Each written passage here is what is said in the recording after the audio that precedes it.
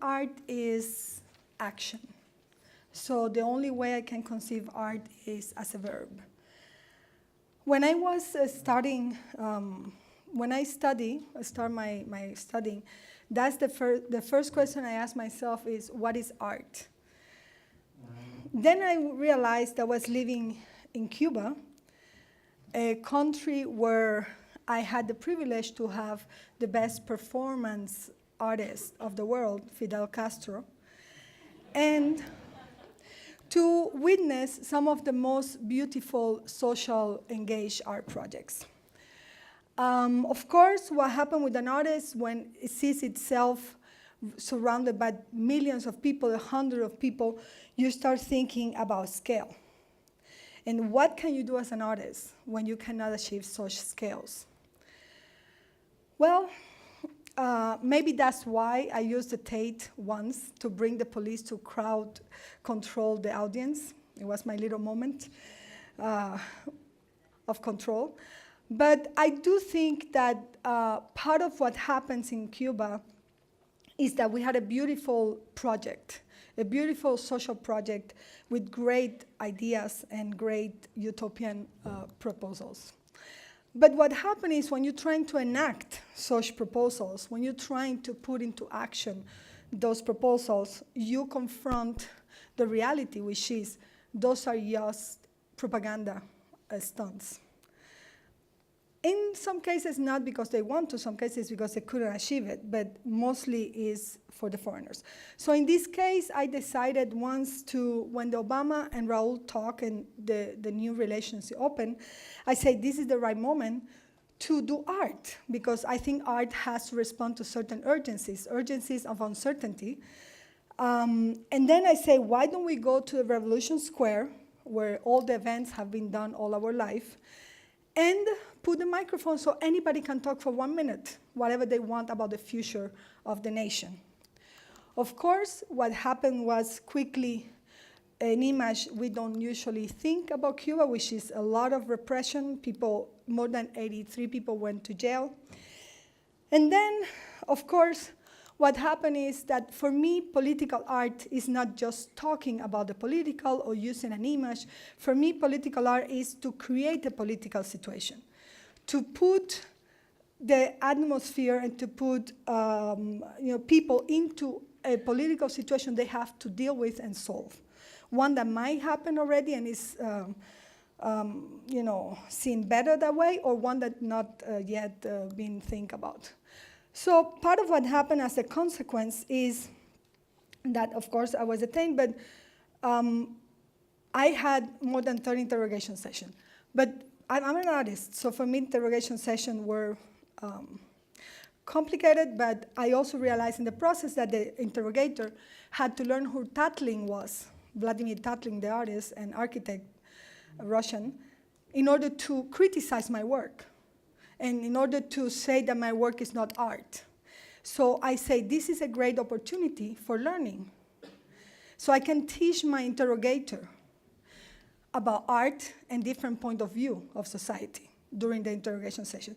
So I decided to do art thinking what is going to happen next in the interrogation session. So I decided to read Hannah Arendt's The Origin of Totalitarianism as a performance ongoing for 100 hours. So the next time she interrogated me, she at least had to read a paragraph of the book and think about herself. Of course, what happened is something I'm very proud of. Usually as a political artist, we have this dilemma where you have to learn the language of the politicians because they really don't know much about art sometimes, unfortunately. And we also don't know about politics, unfortunately. So I felt very proud that in this project, the government decided to talk to me through a gesture.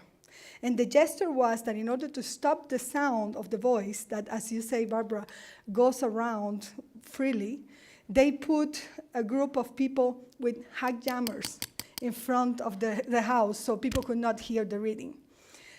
So I was very proud to make the government performance again. So of course, for me, political art is art that has certain consequences. If you do something that do not move people to do something else and do not generate something else for me, it's not what I prefer as art to political art. But also, I think it's very important. Recently, I hear a lot of people, because the situation in the world has been so bad, and so many countries that pride themselves of being democratic are going toward a very non-democratic situation, and I can say authoritarian situation. I have seen many people being excited about how art can help. We have to be careful. Art is a very small part of the whole game. And we cannot change the whole world, but what we can do is change people. We can change the way we behave politically. And that's not a small thing, but it's not everything. So I also think, as a political artist, that I have to rebel against form and against art itself, and against the injustices that we have in art and in the art world. So I just wanted to say that I changed the question from what is art into what is art for. Why? Because I was interested in the function of art. Why do we need to do art? Then I did that.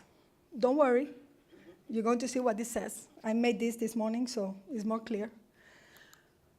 Okay. So basically, I'm going to show you very, very, very quickly some of the thinking I have behind the work. Because many, many times when we see art and activism, we think it's just a crazy person who woke up and had an idea or got mad and decided to provoke somebody. And behind the work of a lot of political artists is a lot of thinking. So I want to reiterate that. So first of all, I want quickly to show you this. I think there is always a distance within art and reality, and that's what I'm trying to do in my work, how to shrink that distance, and how to make a relation between affect and data. But of course, I also think that in order to do this work properly, it has to be something that works for the political, but also works for the artistic, something that borns out of both needs.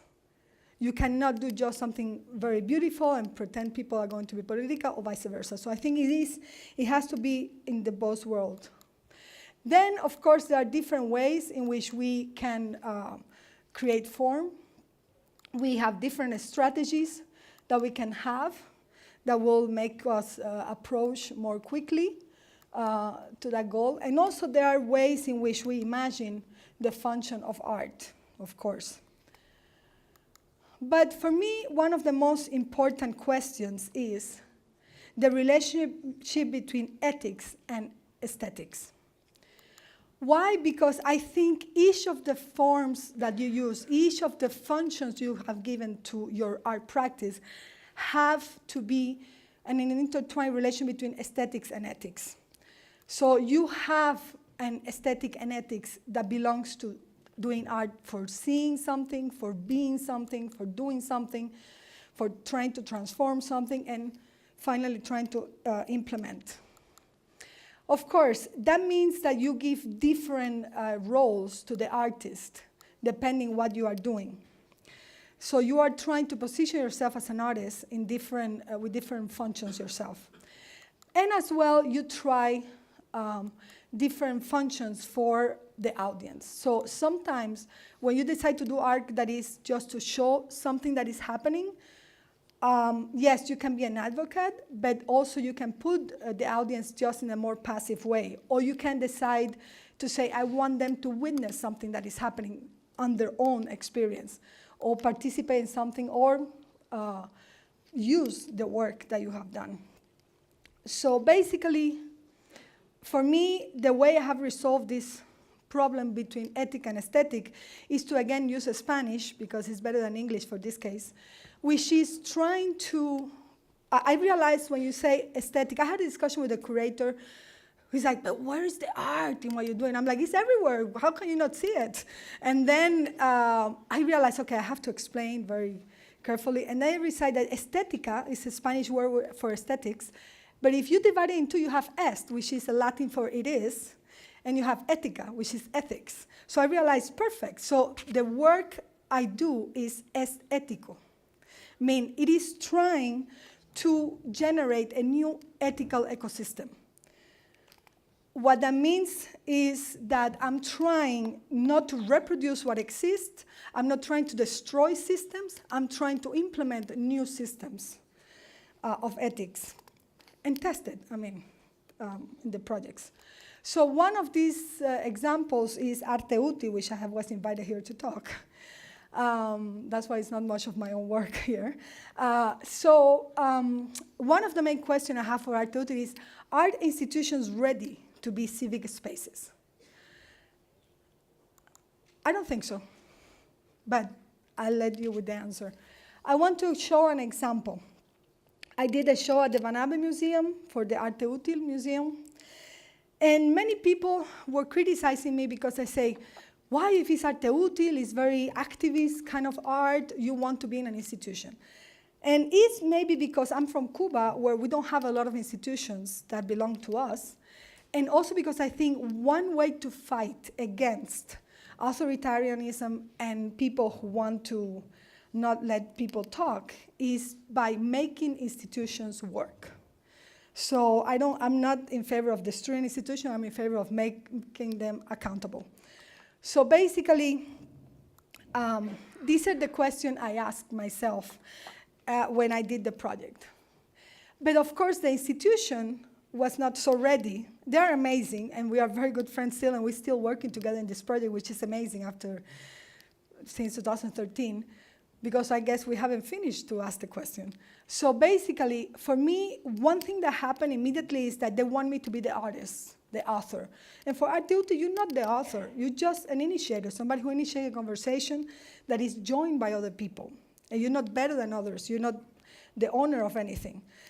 Then also, they wanted artwork. And I say, no, Arte Útil is just case studies that you try. And if it doesn't work, you try something else. And then, of course, for me, one of the most important questions for me is try not to have a result, but try to understand a process of implementation. How can you implement art? But we went into a first bump because I had created Arte Útil, whatever. It's a big tradition of artists creating movements. So we're very excited about it. But then we discovered I didn't invent it, Arte Útil. Because Eduardo Costa in '69 has already done a work that is called Arte Útil. Then Pino Poggi in '65 has already created the manifesto of Arte Utile. And then we discovered that in '34, in Mexico, this architect, Juan O'Gorman, has already created another manifesto of Arte Útil. So what that put the museum in a very complicated situation, because she says, I'm not even new. So I think that was for me very important because Arte Útil is not about new. It's about seeing art as culture and an ongoing conversation that grows. And so in this case, of course, we can say things like John Ruskin also, etc. But one thing that we create, at one point I told the people, and now we are a whole team of work in Arte Útil, that the first action we need to do is created a lexicon, because the words that we're using for describing art were not successful for describing Arte Útil. And that created frictions that were very unnecessary. So basically, what I focus on, well, this is, so now I want to focus, these are more or less the previous. So now I want to focus on one of the main issues of Arte Útil that I'm more interested in talking to you today. I think we have a big problem in the arts, in society too, but we're here to talk about art, which is the focus on production. Everybody's focused on production. Everybody's focused on the event-driven culture. And this is part of the problem, I think, that we're having with art that wants to be political and wants to be activist, that it is obliged to become an event, not a commitment. And I think that's why I'm very big advocate for forgetting production and try to focus on ways in which we can implement the art. So, and we'll talk about it later maybe in the discussion. So I want to give you 3 quick examples of Arte Útil, so we understand more or less what we've been saying. One is, this is Nuria Güell, an artist from Spain, who actually together with the group of activists against the evasion of people in Spain, set together and decide, how can we make this different? How can we fix this? And then she decided, as an artist, she can go to these abandoned buildings where people have been pushed out. And after reading the law, she realized that the legal way to define trespassing is if you break literally the locker. So as an artist, she came and did an artistic piece where she took away the doors. So all the families were announced to the families that now they can enter their house. And they cannot be evicted because they haven't broke the law. So that's one example I wanted to give you. Another example is Strike Debt, the Rolling Jubilee, which is a group of artists, again, coming out of Occupy Wall Street, decide together that one of the biggest problems in the US is the debt of the loan of the students. And how can we fix that? And then they realized they needed to learn how banks dealt with loan. And then they realized in the process, and this is artists working with legal people, working with bank people, they realized that in the United States, they sell loans that they think are not going to be paid for a cent to a dollar to people who then go after you and call you and harass you to pay. So they decide to recollect money from people. They put the website, you can put the money. And then they decided to buy the loans for the students and the medical loans. And then after they buy, they liberated the loans. And they call people. And they say, we want to tell you today that you have been liberated. You are free of loans. That's arte útil. And it is not done for a public, for an audience. It's done for the people. But it's also ways in which you can reproduce. That's why I'm talking about implementation. People can reproduce the systems on their own. And this is why I don't think art is something permanent. I think art is something that has an objective in a moment, and then it dissolves. Here we have another project, the last project, which is in Mexico. And Carla Fernandez is a designer, very successful fashion designer, who realized in the process of investigation that a lot of big firms go to the indigenous areas, copy the designs of the indigenous people, and then reproduce it with big, expensive brands. Then she decided to do something very unusual, which is putting the latest legal ideas about ownership, copyright, together with the oldest ways of figuring out design and expression. And she decided with the community to put a copyright to all the designs of the indigenous people in these nations. So now everybody who wants to use it, they have to pay the indigenous for it. So I think that's another example. So just to conclude, arte útil projects are for things that, arte útil projects are a way for us to transform affect. This, when you get mad, when you feel impotent, you can transform all of this into political effectiveness, into something that changed people's life. But again, I think it's important to understand that arte útil and art in general has today more than ever the duty to be the art for the not yet, the art for the yet to come, the art for the future. Why? Not because we are these artists who are in the sky thinking illusion. No, because we need to tell the people in power that we're not going to accept the way they're doing stuff, and that we're going to start behaving the way we think reality and society should be working. So I think, just to finish, I think the next challenge is for you.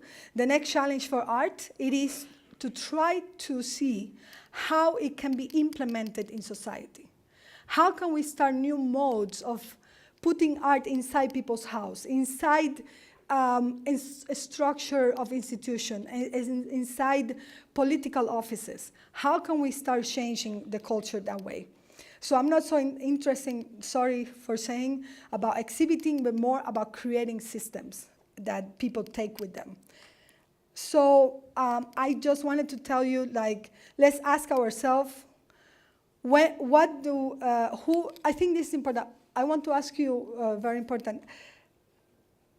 Every time you see art, ask yourself, who benefits the most with that art? I think that's also part of our responsibility. And also, I want you to think, what are you doing with the energy art has given you? Because you're carrying the consequences of art with you. Thanks.